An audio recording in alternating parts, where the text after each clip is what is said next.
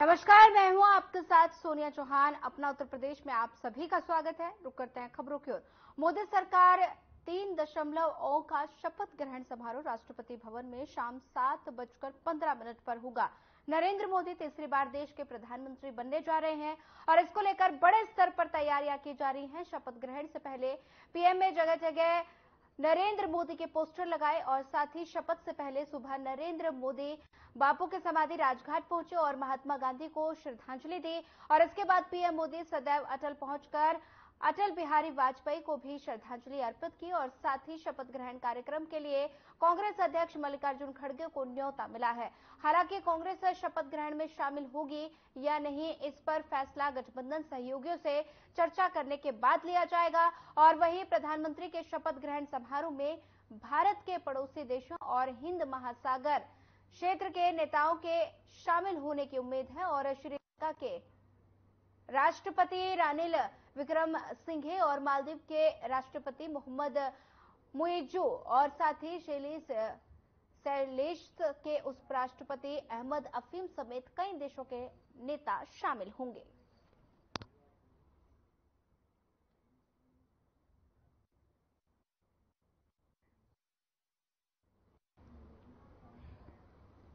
बता दें कि मोदी सरकार का 3.0 का शपथ ग्रहण समारोह और साथ ही राष्ट्रपति भवन में नरेंद्र मोदी पीएम पद की शपथ लेंगे और दिल्ली में जगह जगह नरेंद्र मोदी के पोस्टर लगे हैं और साथ ही शपथ ग्रहण समारोह को लेकर अलर्ट जारी किया गया है। बता दें कि मोदी सरकार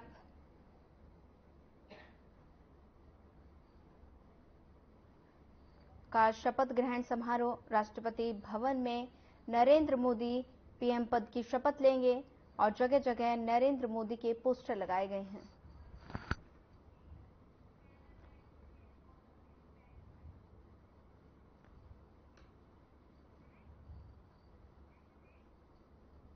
वहीं हमारे साथ इसी खबर पर हमारे चैनल हेड ब्रिजमोहन सिंह रघुवंशी हमारे साथ जुड़ गए हैं। सर, यूपी में कौन कौन से बड़े चेहरे हैं जिनको मंत्रिमंडल में जगह मिल सकती है? देखिए, मैं आपको बताते चलूं, पहले तो आज के शपथ ग्रहण समारोह के बारे में आपको बता दूं।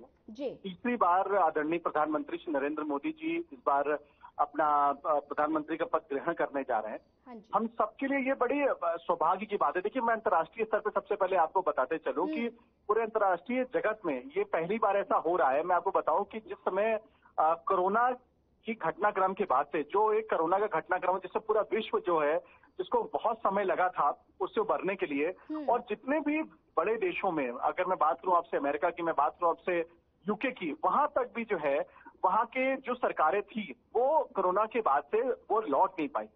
ये पहली ऐसी सरकार होगी भारत देश की जो कि कोरोना के बाद से प्रधानमंत्री नरेंद्र मोदी वापस लौट रहे हैं सत्ता में, और इन्होंने अपने आप को तीसरी बार ये यहाँ पे स्थापित हो रहे हैं प्रधानमंत्री के रूप में। ये सबसे बड़ी गौरवान्वित होने की बात है इस देश के लिए कि जहां विश्व के बड़े बड़े दिग्गज नेता हारते हैं चुनाव इस पैंडेमिक के बाद से, लेकिन हमारे प्रधानमंत्री श्रद्धेय श्री नरेंद्र मोदी जी वो आते हैं।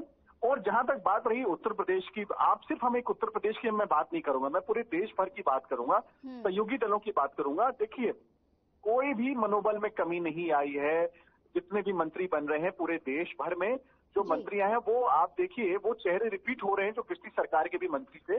और जो अहम विभाग हैं देश के, जो भारतीय जनता पार्टी पिछले 10 वर्षों से जिसको उसने तमाम ऐसी योजनाएं शुरू की थी, तमाम ऐसे विकास के कार्य शुरू किए थे, उनको क्रियान्वयन कराने के लिए उनके ही लोग वहां पे रहेंगे। और भारतीय जनता पार्टी उस पर किसी भी दल को वो नहीं, चाहे वो सहयोगी दल हो, उनको वो विभाग नहीं देने जा रहे हैं। ये एक बड़ी बात है। और जहां तक चेहरों की मैं बात करूं आपसे, उत्तर प्रदेश में लगभग 33 लोग सांसद का चुनाव जीते हैं, लेकिन ये भी अभी वहां पे, क्योंकि ये देखिए पहला मंत्रिमंडल विस्तार, अभी मंत्रिमंडल विस्तार सिर्फ एक नहीं होता है, समय समय पर होते रहते हैं। तो जो चुनाव हारे हैं उनमें से भी अभी चर्चा है उस पर, क्योंकि देखिए ये मोदी मंत्रिमंडल का ये जो है ये पूरा विस्तार है, इसके बारे में आखिरी वक्त भी 2 मिनट पहले और आधे घंटे पहले भी यहाँ डिसाइड होता है कि किसको यहाँ पे पद दिया जाएगा। आपने उत्तर प्रदेश के बनने वाले सांसदों की बात करी थी, देखिए उसमें वो जो चेहरे हैं, 2 तो आप सहयोगी दल हैं, वो सबको पता है। अनुप्रिया पटेल, हालांकि मैं आपको एक और बड़ी सूत्रों के जरिए से नहीं, बल्कि मेरी खुद भारतीय जनता पार्टी के शीर्ष नेतृत्व से जब मेरी बात हुई, तो आप सोचिए कि सहयोगी दलों ने पूरी तरह से नतमस्तक होकर के उनसे बोला कि हमें कोई मंत्री बनने का इतना भी कहीं पे कोई लालच नहीं है, हमें कोई ऐसा सरोकार नहीं है। जो प्रधानमंत्री मोदी जी आप उस पद को देंगे, हम उसको स्वीकार करेंगे, और नहीं देंगे तो भी हम यहाँ पर उनकी तरह से पूरी तरीके से काम करेंगे और मोदी मंत्रिमंडल के अंदर। तो ये एक बड़ी डेवलपमेंट है, मैं आपको बताते चलूं, जो कि कहीं ना कहीं मोदी सरकार के लिए ये बहुत आसान काम कर दिया गया कि किसको मंत्रिमंडल के कोई अभी कोई हाथापाई जैसी चीज नहीं हो रही है, कोई बहुत ज्यादा दबाव की राजनीति नहीं हो रही है। और उत्तर प्रदेश से जो 2 सहयोगी दल हैं, अनुप्रिया पटेल, सोनीलाल पटेल जी की बेटी है ये, उनकी इसमें एक भूमिका रहेगी उनके, क्योंकि एक ही सांसद जीते हैं, 2 सांसद जीते हैं आपके जयंत चौधरी, जो चौधरी जीत सिंह जी के बेटे हैं, और चौधरी चरण सिंह जी के वो पोते लगते हैं। तो पश्चिम उत्तर प्रदेश में उनकी अपनी अलग भूमिका है। ऐसा माना जाता है कि जाटों में बहुत लोकप्रिय है वो। उनके 2 सांसद जीते हैं, तो निश्चित रूप से उनको भी एक मंत्री पद उनको दिया जाएगा, कैबिनेट या राज्य मंत्री।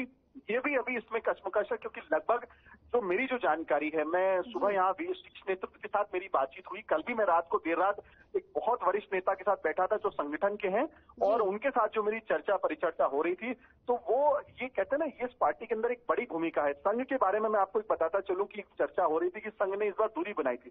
देखिए, जब जनता का मत होता है किसी को जिताने का, जनता का मत इस बार ये नहीं हुआ है कि मोदी जी को हराने का। जनता का मत इस बार कुछ ऐसे लोगों को उन्होंने जिता दिया जो जनता को लग रहा था कि जिन्होंने जनता को कहीं ना कहीं अपनी जो बात पहुंचाने में वो सफल रहे। उसमें आप राहुल गांधी को मानिए, लगभग 10 वर्षों से वो मेहनत कर रहे थे, 2 चुनाव बहुत बुरी तरह हारे, तो ये स्वाभाविक है, उसकी मेहनत के बाद से जनता उनको कहीं ना कहीं उनको सिंपैथी देती है। अगर स्मृति ईरानी चुनाव अगर वहां से हारती है अमेठी से, तो इसका ये कतई मतलब नहीं कि उनको वहां पे हराया गया है। आप ये कह सकती हैं कि जो किशोरीलाल शर्मा है, मैं किशोरीलाल शर्मा जी को लगभग 20 वर्षों से मैं जानता हूँ, क्योंकि वो इस वजह से मैं जानता हूं, जब यूपीए की सरकार 2004 से 14 तक थी, तो सोनिया जी के जो प्रतिनिधि के तौर पे हम जब मैं लखनऊ में पत्रकारिता में करता था, तो हम लोग जब भी वहां से अमेठी जाते थे, तो हम लोग बाय रोड जाते थे। जब भी सोनिया गांधी या प्रियंका गांधी, उस समय उन्होंने जो नया आना शुरू किया था, वहां पे राहुल गांधी जी भी जब आते थे, तो किशोरीलाल शर्मा जी हम सब पत्रकारों को वो व्यवस्था कराते थे रुकवाने की, हम सब लोगों को वही बाइट दिलवाते थे। तो किशोरीलाल शर्मा तब से जुड़े हुए हैं। तो देखिए, तो ये जो जीत हुई है, ये किशोरीलाल शर्मा की जीत ज्यादा बड़ी होगी, मैं ये कहूंगा, ना कि वो स्मृति ईरानी की हार हुई है। क्योंकि स्मृति ईरानी तो वहां पे उन्होंने राहुल गांधी को हराया, यही बहुत बड़ी बात थी उस समय, क्योंकि एक नया चेहरा आ रहा था और उन्होंने उस समय वहां पे चुनाव जीता और अपना घर तक उन्होंने बनाया है। और अन्य चेहरों की मैं आपको बातचीत बताऊं, क्योंकि देखिए, मैं शपथ ग्रहण समारोह में लगभग 8 से 10 हजार की जनसंख्या आने वाली है, और बीजेपी मुख्यालय से ही सबको पासेज इश्यू हो रहे हैं। मैं आपको ये भी बताते चलूं, ये पहली बार ऐसा हो रहा है, ये मैं आपको बताते चलूं, अब तक ये मेरे पूरे पत्रकारिता के इतिहास में लगभग मुझे 22 वर्ष से ज्यादा होने जा रहे हैं, मैंने किसी भी शपथ ग्रहण समारोह में ये नहीं देखा कि जो 4th क्लास एम्प्लॉय जिसको हम कहते हैं, जिसको हम लोग सफाई कर्मचारी कहते हैं, या जिसको हम बस कंडक्टर कहते हैं, ड्राइवर कहते हैं, उन सबको इनविटेशन दिया गया और अच्छा पास दिया गया। ये नहीं कि आप देखते होंगे कि जैसे कि वो रैलियां होती तो पीछे के बैठाने वाला उनको दिया, इनको कुर्सियों का पासेस दिए गए। ये मोदी सरकार की जो तृतीय मोदी सरकार का गठन जो होने जा रहा है शाम 7:15 उपरांत, ये उनको बुलाया गया और उनको बहुत मान सम्मान के साथ बुलाया गया। और पार्टी के जो दिग्गज नेता जो विधायक का चुनाव लड़े थे, जिनको टिकट नहीं मिल पाया था इस बार लोकसभा के, तो उन सबको संगठन के जो वरिष्ठ नेता हैं, 2 लोगों को इसमें प्रभारी बनाया गया है। देखिए, जो पूरे इस व्यवस्था को देख रहे हैं, इसमें मैं बताते चलूं आपको, इसमें जो संगठन मंत्री हैं और खासतौर से 3 राज्यों के प्रभारी हैं, उड़ीसा के, पश्चिम बंगाल के और तेलंगाना के, सुनील बंसल जी, उनको पूरी व्यवस्था का जिम्मेदारी दी गई है। उसके अलावा विनोद तावड़े जी को जिम्मेदारी दी गई। विनोद तावड़े जी महाराष्ट्र से हैं और संगठन में उनकी बड़ी भूमिका है। मोदी जी और अमित शाह जी के दोनों खास हैं। ये दोनों लोग ये पूरी व्यवस्था दी गई। कोई प्रश्न आप मुझसे पूछना चाहती तो आप मुझसे पूछ लें। जी बिल्कुल सर, किस तरह से मंत्रिमंडल में सभी जो घटक दल की अगर बात की जाए तो घटक दल संतुष्ट हो जाएं और ताकि आने वाले समय में मनमुटाव की जो स्थिति है वो पैदा ना हो? देखिए, मैं आपको सोनिया जी, मैं आपको एक बात जी बताना चाहता हूँ, खासतौर से ये मेरे जो दर्शक खबर चैनल के जो देख रहे हैं पूरे देश भर में। और जी मैं आपको ये भी बताऊं कि ये भाजपा में इस समय तमाम जो जो बड़े पदाधिकारियों के जो कमरे, उसमें हर खबर चैनल लाइव चल रहा है।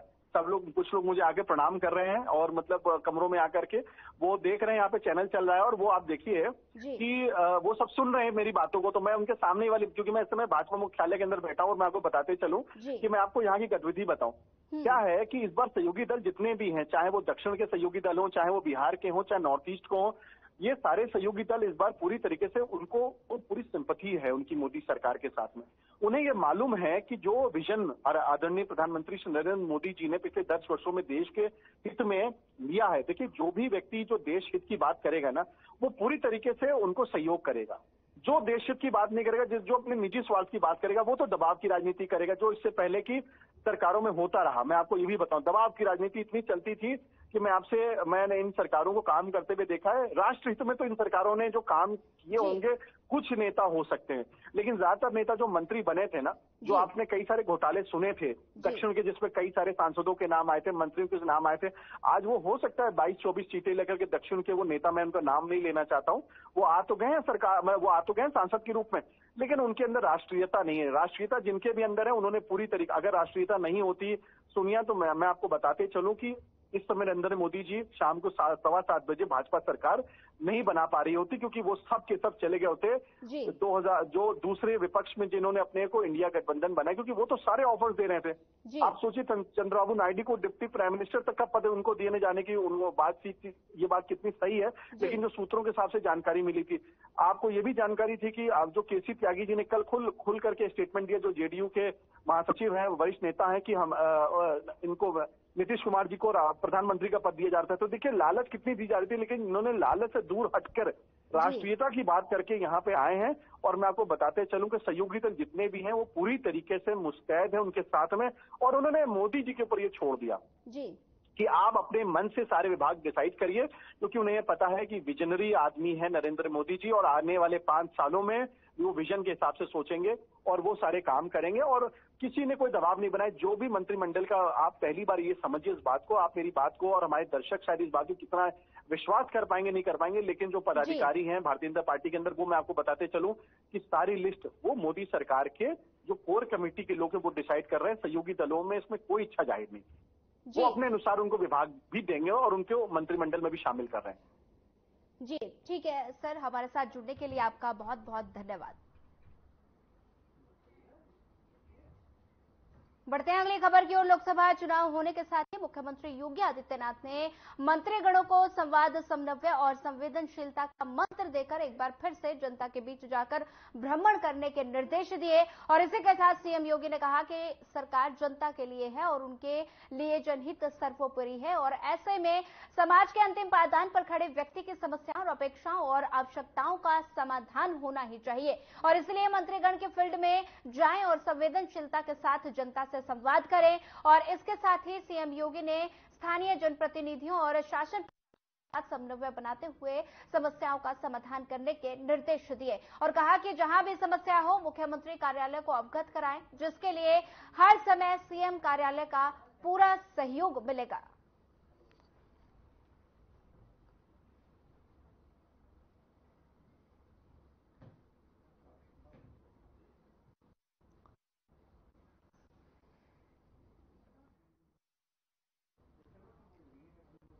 मुख्यमंत्री योगी आदित्यनाथ ने शनिवार को भी अपने सरकारी आवास पर जनता दर्शन किया और इस दौरान प्रदेश के विभिन्न कोनों से पहुंचे सैकड़ों लोगों ने सीएम योगी को अपनी परेशानियां सुनाई और सीएम ने सभी पीड़ितों से मिलकर उनकी समस्याओं को सुना और संबंधित अधिकारियों को समय सीमा के अंदर समाधान करने के निर्देश दिए। जनता दर्शन कार्यक्रम में महिलाएं, पुरुष और युवाओं ने अपनी अपनी समस्याओं से अवगत कराया और साथ ही जनता दर्शन में उपचार के लिए आर्थिक सहायता के प्रार्थना पत्र भी आए और जिस पर मुख्यमंत्री ने अफसरों से कहा कि संबंधित जनपदों में कागजी कार्रवाई, मरीजों को आर्थिक सहायता उपलब्ध कराई जाए और साथ ही जमीन पर कब्जे की शिकायत को लेकर पीड़ितों को भी सीएम ने आश्वस्त किया कि कभी भी ऐसा नहीं होने दिया जाएगा और साथ ही सीएम ने अधिकारियों से कहा कि जमीनी कब्जे की शिकायत पर जिलाधिकारी स्तर से ही सख्ती बरतते हुए इस पर अंकुश लगाया जाए और वहीं युवाओं ने भी अपनी समस्याओं से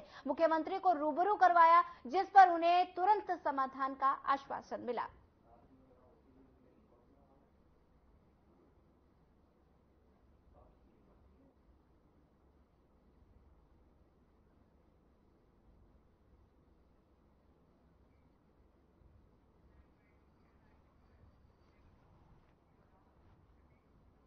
बीजेपी के नेतृत्व वाले एनडीए के संसदीय दल की बैठक हुई। बैठक में सरकार गठन को लेकर चर्चा की गई और इस बैठक में कई राज्यों के मुख्यमंत्री भी शामिल हुए। पीएम नरेंद्र मोदी एनडीए का नेता चुना गया और साथ ही बैठकों को पीएम ने संबोधित करते हुए क्या कुछ कहा, आइए आपको सुनाते हैं।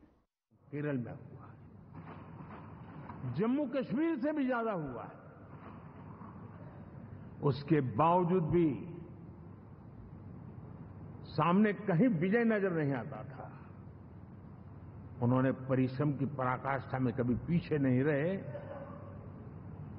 पीढ़ियां खपा दी और आज पहली बार संसद में केरल से हमारा प्रतिनिधि बन के आया।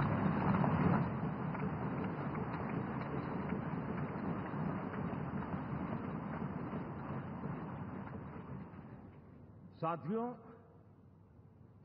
अरुणाचल में हमने लगातार हमारी सरकार बनती रही है और भारी समर्थन से बनती है। सिक्किम में भी हमारे एनडीए की सरकार करीब क्लीन स्वीप के साथ, अरुणाचल क्लीन स्वीप। आंध्र, मैं अबू बाबू को पूछ रहा था, बोले हिस्टोरिकली ये सबसे हाईएस्ट विक्ट्री है।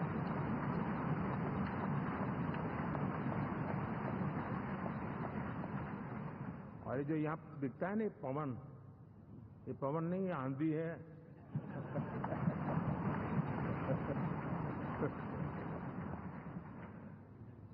आंध्र ने इतना बड़ा हमारे प्रति जनमत दिया है। हिंदुस्तान के लिए एक सामान्य मानवीय की विकास की जो जिजीविषा है, उसका प्रतिबिंब है। और महाप्रभु जगन्नाथ,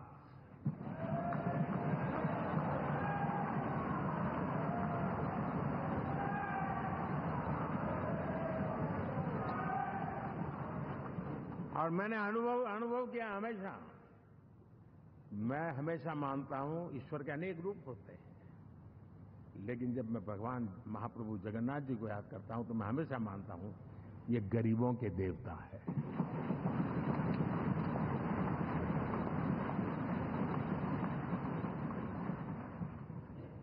और वहां जो क्रांति रूप परिणाम आया है, मैं इसे एक रिवॉल्यूशन देख रहा हूं।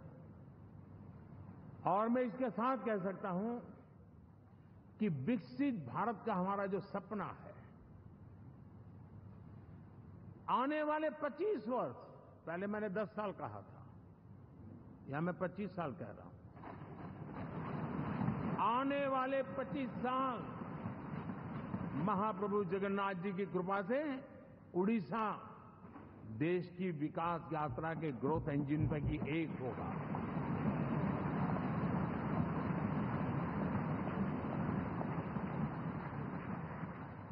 साथियों, हम लोग जब 4 जून के नतीजे चल रहे थे, मैं तो अपने काम में कुछ व्यस्त था, बाद में फोन आना शुरू हो गए, तो मैंने किसी को पूछा, यार ये तो ठीक है आंकड़े वांकड़े, तो मुझे ये बताओ कि ईवीएम जिंदा है कि मर गया?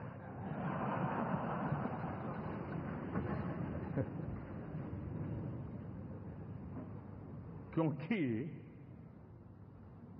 ये लोग तय करके बैठे थे कि भारत के लोकतंत्र और लोकतंत्र की प्रक्रिया के प्रति विश्वास ही लोगों का उठ जाए, और लगातार ईवीएम को गाली देना।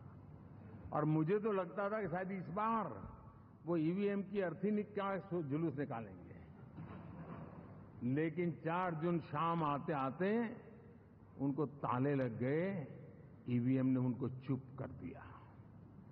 ये ताकत है भारत के लोकतंत्र की, ये ताकत है भारत की निष्पक्षता की, ये भारत की ताकत है भारत के चुनावी तंत्र की, चुनाव आयोग की।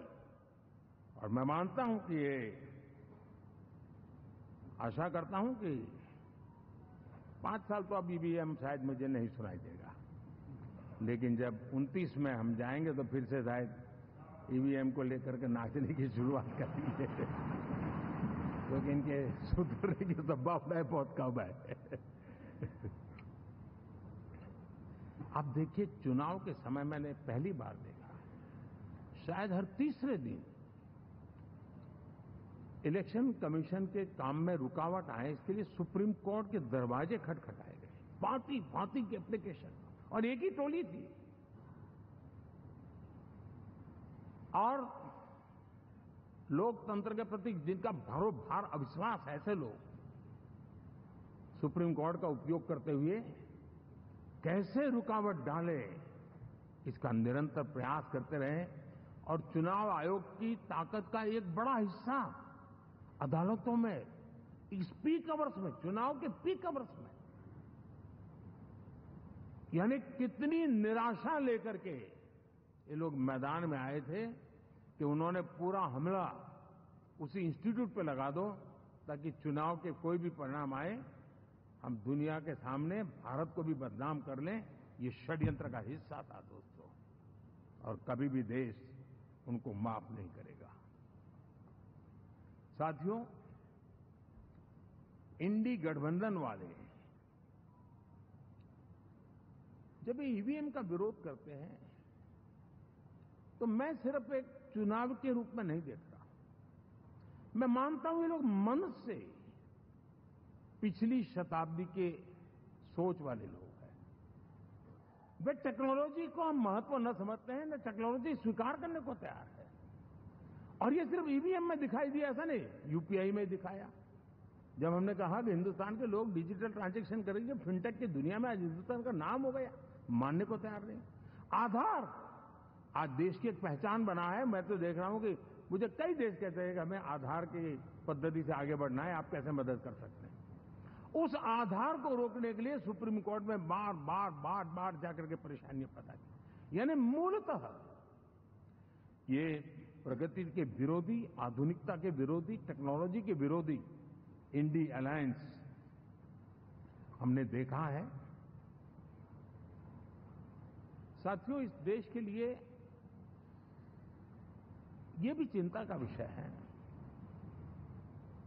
कि विश्व में भारत के लोकतंत्र की ताकत को कम आंकने का प्रयास, और कितना एक्सट्रीम है। मैं दुनिया में ढोल पीट रहा हूं कि हम मदर ऑफ डेमोक्रेसी है, और ये दुनिया में जाकर के बता रहे नहीं हमारे देश में तो डेमोक्रेसी ऐसा कुछ नहीं, कि वो मोदी बैठ गया है, वो चाय बेचने वाला यहां पहुंच कैसे गया, कुछ तो गड़बड़ की होगी। ये जो इनकी मनस्थिति है जी, भारत के नागरिकों को चुनाव प्रक्रिया के प्रति अविश्वास पैदा करने का जो उनका षड्यंत्र है, मैं मानता हूं कि अब दुनिया भी भारत के लोकतंत्र की विविधता, विशालता, व्यापकता, गहनता, इन सबको भी जानने समझने के लिए आकर्षित होगी। ऐसे इस चुनाव के नतीजे में देख रहा हूं। साथियों, जब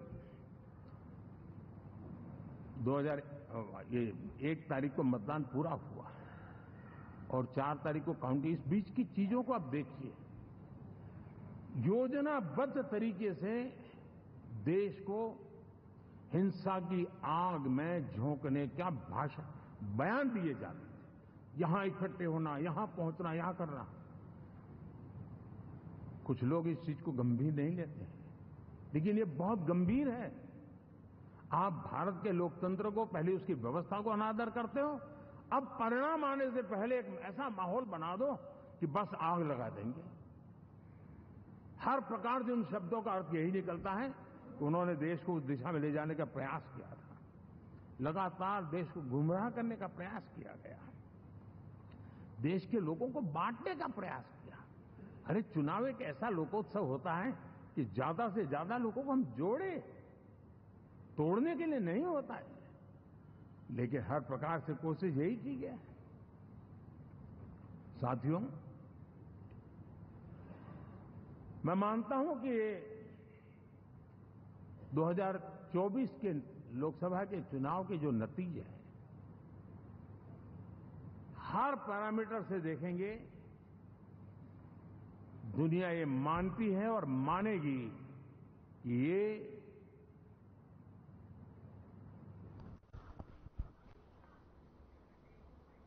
फिलहाल इस बुलेटिन में इतना ही। ज्यादा खबरों के लिए बने रहिए हमारे साथ। नमस्कार।